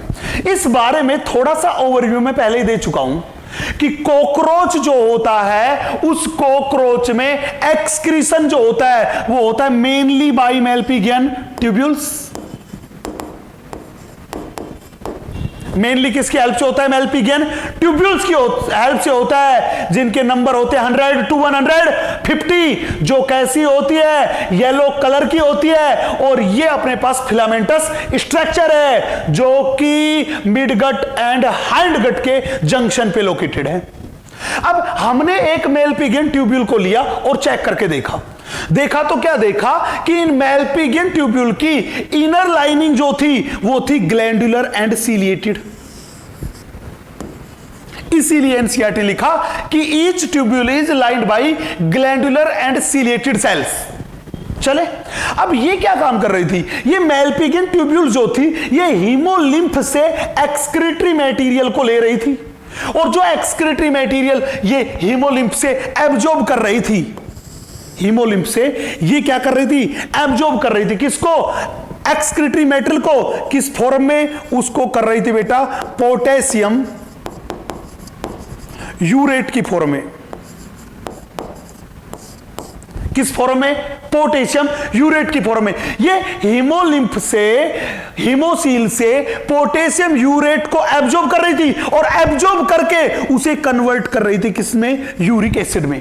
तो ध्यान रखना, ये बहुत इंपॉर्टेंट सवाल है जो पहले पूछा गया है कि कॉकरोच की सेल्स में जो एक्सक्रीटरी मटेरियल बनता है वो क्या बनता है, पोटेशियम यूरेट, या क्या बनता है, यूरेट। और ये मेलपिगियन ट्यूब्यूल उस पोटेशियम यूरेट को किसमें कन्वर्ट करती है, यूरिक एसिड में, और यूरिक एसिड कॉकरोच की बॉडी से निकलता है बाहर, हां कि ना। तो कॉकरोच कौन से मटेरियल को एक्सक्रीट करता है, वो एक्सक्रीट करता है यूरिक एसिड को। कौन सा मटेरियल कॉकरोच की सेल में बनता है, वो बनता है potassium urate. Uric acid cockroach की सेल में नहीं बनता। पोटेशियम यूरेट जो बहुत ज्यादा टॉक्सिक है उसको लेस टॉक्सिक यूरिक एसिड में कन्वर्ट किया जाता है, यस कि नो।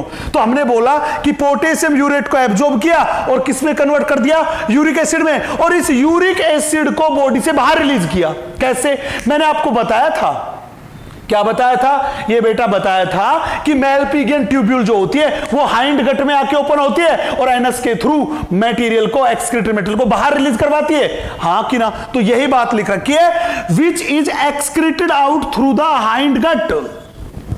तो ये यूरिक एसिड जो होता है ये किसके थ्रू बाहर निकलता है, हाइंड गट के थ्रू। और ऐसे एनिमल जो यूरिक एसिड का एक्सक्रीशन करते हैं उनको बोलते हैं यूरिकोटेलिक। तो इंसेक्ट जो हुए, कॉकरोच जो हुए, उनका एक्सक्रीटरी मटेरियल क्या, यूरिक एसिड, इसलिए वो कैसे हुए, यूरिकोटेलिक। हम ह्यूमन बीइंग का एक्सक्रीटरी मटेरियल क्या, यूरिया, इसलिए हम क्या हुए, यूरियोटेलिक। फ्रॉग जो है उस फ्रॉग का भी एक्सक्रीटरी मटेरियल क्या, यूरिया, इसलिए वो भी कैसा हुआ, यूरियोटेलिक। फिशेज जो थी बहुत सारी, वो एक्वेटिक एनिमल्स, वो क्या एक्सक्रीट कर रहे थे, अमोनिया, और जो एक्वेटिक एनिमल्स अमोनिया एक्सक्रीट करते वो हुए अमोनोटेलिक। मेरी बात क्लियर है। चले, अब सवाल था कि सर आपने यहां लिखा कि एक्सक्रीशन मेनली मेलपिगियन ट्यूब्यूल से होता है, इसका मतलब तो कॉकरोच में इसके अलावा भी एक्सक्रीशन के लिए कोई ना कोई चीज है। यस, कॉकरोच में इसके अलावा भी एक्सक्रीशन के लिए कोई ना कोई स्ट्रक्चर है। वो कौन सी है देखिएगा। इनके अलावा कॉकरोच में है फैट बॉडीज जो एक्सक्रीशन में हेल्प करती है। इसके अलावा है नेफ्रोसाइट्स जो एक्सक्रीशन में हेल्प करती है। इसके अलावा है यूरिकोज ग्लैंड। ध्यान रखना, ये यूरिकोज ग्लैंड भी कॉकरोच में एक्सक्रीशन में हेल्प करती है, पर ये यूरिकोज ग्लैंड ओनली मेल में प्रेजेंट होती है। किस में प्रेजेंट होती है, मेल में। तो मैंने बोला प्रेजेंट इन मेल ओनली। तो यूरिकोज ग्लैंड केवल किसमें, ओनली मेल में प्रेजेंट होती है। कभी भी फीमेल कॉकरोच में यूरिकोज ग्लैंड प्रेजेंट नहीं होती। चालू भाई, मैं आगे, यहां तक की बात क्लियर है। चलें आगे, देखिए एक्सक्रीटरी सिस्टम के बाद अपना अगला जो पोर्शन आता है वो पोर्शन आता है नर्वस सिस्टम।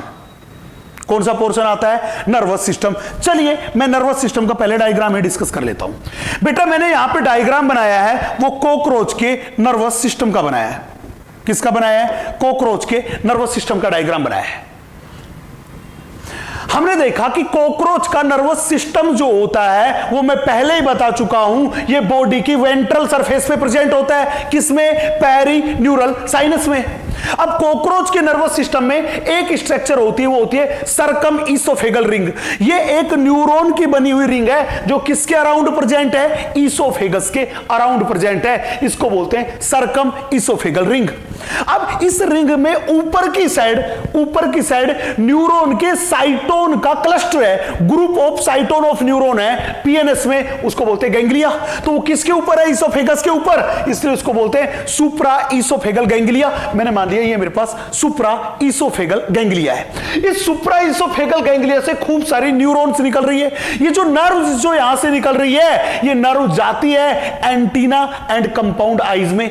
तो जब भी पूछे बताओ सुप्रा इसोफेगल गैंग्लिया की नर्व सप्लाई कहां जाती है? वो जाती है दो जगह पे, एंटीना एंड कंपाउंड आई में। तो मैंने बोला इसकी जब भी बात करके चले नर्व सप्लाई के बारे में, तो इसकी नर्व सप्लाई कहां है? वो अपने पास है antenna and compound eyes, antenna and compound eyes. चले भैया, तो जब भी बोले एंटीना एंड कंपाउंड आइज में जो नर्व सप्लाई होती है वो किस पार्ट से होती है? आप कहोगे इस ब्लू वाले part, that is supra oesophageal ganglia से होती है। मेरी बात क्लियर है? चलो मैं आगे, नेक्स्ट इसोफेगस, इस सर्कम इसोफेगल रिंग के नीचे की साइड जो गैंग्लिया प्रेजेंट होता है उसको बोलते हैं सब इसोफेगल गैंग्लिया। क्या बोलते हैं? सब इसोफेगल गैंग्लिया। अब कॉकरोच में ये जो सर्कम इसोफेगल रिंग है, इस सर्कम इसोफेगल रिंग पे दो टाइप की स्ट्रक्चर प्रेजेंट है। पहली ये ग्रीन वाली जिसको बोलते हैं कॉर्पोरा कार्डियाका। कॉर्पोरा कार्डियाका, बेटा ये कॉर्पोरा कार्डियाका जो होती है, ये कॉर्पोरा कार्डियाका वाला जो पार्ट होता है नर्वस सिस्टम का, ये स्टिमुलेट करता है कॉकरोच के प्रोथोरेक्स भाग में प्रेजेंट ग्लैंड्स को, जिनको बोलते हैं प्रोथोरेसिक ग्लैंड। तो ये किसको स्टिमुलेट करता है? हमने बोला ये स्टिमुलेट करता है किसको? प्रोथोरेसिक ग्लैंड्स को। और प्रोथोरेसिक ग्लैंड्स जो होती है वो किसमें प्रेजेंट है? थोरैक्स के first part, that is prothorax में प्रेजेंट है। जब ये प्रोथोरेसिक ग्लैंड को स्टिमुलेट करेगा तो ये प्रोथोरेसिक ग्लैंड सिक्रीट करेगी एक्डाइसोन हार्मोन सिक्रीशन। तो ये ग्लैंड कौन से हार्मोन का सिक्रीशन करती है बेटा? तो ये ग्लैंड एक्डाइसोन हार्मोन का सिक्रीशन करती है। अब सवाल था कि कॉकरोच में प्रोथोरैक्स रीजन में प्रेजेंट प्रोथोरेसिक ग्लैंड जो एक्डाइसोन हार्मोन सिक्रीट करती है, और ये एक्डाइसोन हार्मोन एक स्टीरॉयड हार्मोन है। कैसा हार्मोन है बेटा? ये एक स्टीरॉयड हार्मोन है। और आपको बता दूं कि ये एक्डाइसोन हार्मोन जो होता है ये कॉकरोच में मोल्टिंग के लिए रेस्पॉन्सिबल है। किसके लिए रेस्पॉन्सिबल है? मोल्टिंग के लिए। तो इसका काम क्या हुआ? Stimulates moulting. किसको स्टिमुलेट करता है? ये मोल्टिंग को स्टिमुलेट करने का काम करता है। चले, दूसरा रीजन जो है ये रेड कलर का मैंने बनाया, जिसको हमने बोला कॉर्पोरा एलाटा। ये कॉर्पोरा एलाटा वाला जो पार्ट होता है, इस कॉर्पोरा एलाटा वाले पार्ट से भी एक हार्मोन निकलता है। वो हार्मोन जो होता है उसको बोलते हैं जुवेनाइल हार्मोन।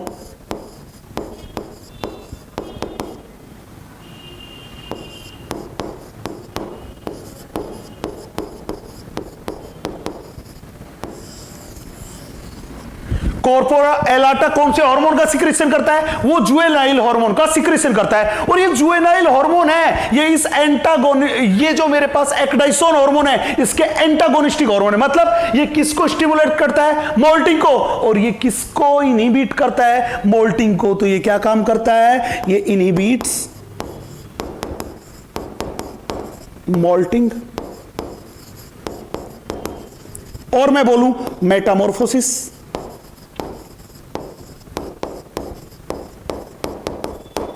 मेटामॉर्फोसिस। चलो भैया हम आगे। तो हमने बता दिया कॉर्पोरा कार्डियाका का क्या काम है, हमने ये भी बताया फंक्शन ऑफ कॉर्पोरा एलाटा के बारे में भी हमने बात कर ली। अब सवाल था कि ये ग्रीन वाली जो स्ट्रक्चर है ये मेरे पास है, यहां पे present double ventral nerve code, हां कि ना? तो बेटा कॉकरोच जो होता है उसके नर्वस सिस्टम का मोस्टली पार्ट जो होता है वो बॉडी की वेंट्रल सरफेस पे प्रेजेंट होता है। हेड में बहुत ही थोड़ा सा पार्ट नर्वस सिस्टम का प्रेजेंट होता है, हाँ कि ना। तो हेड में नर्वस सिस्टम का क्या होता है, बहुत ही थोड़ा सा पार्ट। मोस्टली पार्ट कहां पे, बॉडी की वेंट्रल सरफेस पे। मैंने कहा कि उनकी हीमोसील के बॉडी कैविटी के पेरीन्यूरल साइनस वाले पार्ट में मोस्टली नर्वस सिस्टम लोकेटेड होता है। अब हमने क्या देखा कि कॉकरोच का थोरैक्स वाला पार्ट होता है, उस थोरैक्स वाले पार्ट में टोटल 3 गैंग्लिया प्रेजेंट है। कितने गैंग्लिया प्रेजेंट है थोरैक्स में, 3 गैंग्लिया, 1 2 3 पिंक कलर के 3 गैंग्लिया बना रखे और इनसे व्हाइट कलर की न्यूरॉन निकली हुई है। सिमिलरली इसका जो एब्डोमेन वाला पार्ट है, उस एब्डोमेन वाले पार्ट में टोटल मिला के 6 गैंग्लियाज प्रेजेंट है और ये टोटल काउंटिंग मैंने रेड वाली कितनी कर रखी है, 6, और यहां से व्हाइट कलर वाली न्यूरॉन निकल रही है, हाँ कि ना। अब ये सारी की सारी बातें जो मैंने यहां पे बताई है, इन सारी की सारी बातों को, इस डायग्राम को सबसे पहले आप नोट कीजिए, फिर मैं एनसीईआरटी की एक एक लाइन डिस्कस करते हुए चलता हूं। देखें, चले देखें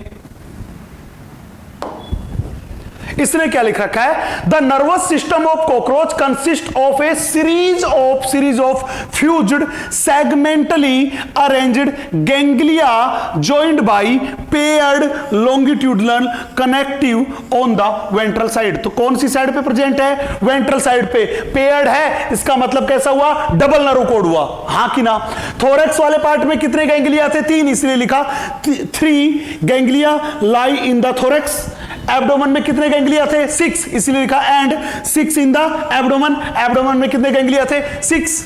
चले, अब कॉकरोच का नर्वस सिस्टम पूरी की पूरी बॉडी में क्या है, डिस्ट्रीब्यूटेड है, लेकिन हेड वाले पार्ट में बहुत थोड़ा सा, मोस्टली कहां पे, बॉडी की वेंट्रल सरफेस पे, इसलिए लिखा है the nervous system of cockroach is spread through out the body. ठीक है, अगली लाइन देखना, ये सवाल जो था ये नीट में पूछा जा चुका है। क्या जा चुका है, the head holds A bit of बहुत थोड़ा सा nervous system while the rest is situated along the ventral part of body, that is belly part, जिसको मैंने कहा था पेरीन्यूरल साइनस में लोकेटेड होता है। सो यही सवाल था, if the head of cockroach is cut off, अगर हेड कॉकरोच का हेड काट दें तो it will be survive for as long as 1 week.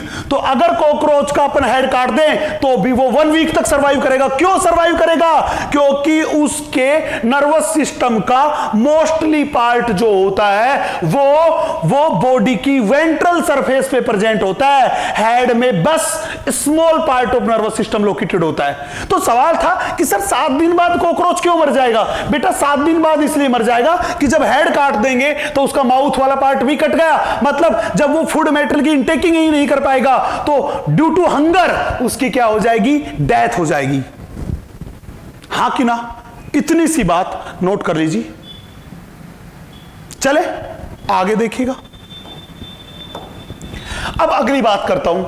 हमने आपको बताया था कि सुप्रा इसोफेगल जो गैंग्लिया है उससे जो नर्व सप्लाई जाती है वो कहां जाती है, एंटीना में एंड कंपाउंड आइज में। यही लाइन है। In the head region the brain is represented by supra oesophageal ganglia. मतलब ये जो सुप्रा इसोफेगल गैंग्लिया है हम इसी को क्या बोल देते हैं जनरली, इसी को हम जनरली बोल देते हैं ब्रेन। क्या बोल देते हैं, ब्रेन। और ये ब्रेन जो था इसी से क्या हुआ, नर्व की सप्लाई हुई कहां पे, एंटीना एंड कंपाउंड आइज में। अब सवाल था सर कॉकरोच में जो सेंसरी स्ट्रक्चर्स है वो कौन कौन सी है। बेटा कॉकरोच में कई सारी सेंसरी स्ट्रक्चर है, जैसे बात करके चले। सबसे पहला सेंसरी ऑर्गन है एंटीना। दूसरा यहां पे है अपने पास compound eyes. Compound eyes, antenna के बारे में मैं पहले ही बता चुका हूं जब मैंने हेड पढ़ाया। कंपाउंड आइज के बारे में सारी की सारी बात मैं पहले ही बता चुका हूं। तीसरी है मैक्सिलरी पल्प। बेटा यहां पे मैक्सिलरी पल्प जो होता है ये होता है मैक्सिला फर्स्ट पे। ये सेंसरी स्ट्रक्चर है which are present at maxilla first. चले दूसरा लेबियल पल्प। लेबियल जो होता है ये मेरे पास होती है, ये होती है लेबियम पे। That is maxilla. सेकंड पे प्रेजेंट सेंसरी स्ट्रक्चर, उसको बोलते हैं लेबियल पल्प। ये दोनों की दोनों जो होती है ये इन्हें फूड मैटेरियल के बारे में अवेयर कराने का काम करती है। नेक्स्ट हमने एनल सर्सी के बारे में ऑलरेडी पढ़ चुके थे कि एनल सर्सी जो होते हैं ये अपने पास है बेटा साउंड रिसेप्टर्स, जो कि मेल एंड फीमेल दोनों ही कॉकरोच में प्रेजेंट है 10th टर्गम पे। हां कि ना? तो यहां तक की सारी बात आप नोट कर लीजिए। कॉकरोच का मोस्टली पोर्शन कवर हो चुका है। अगले लेक्चर में हम बात करेंगे कॉकरोच के रिप्रोडक्टिव सिस्टम के बारे में। ठीक है जी, तो यहां तक का पोर्शन एनसीईआरटी से बहुत अच्छे से पढ़ना, ईच एंड एवरी लाइन। मिलते हैं अगले लेक्चर में, तब तक के लिए आप सभी खुश रहें, सुरक्षित रहें। जय Hind, thank you very much.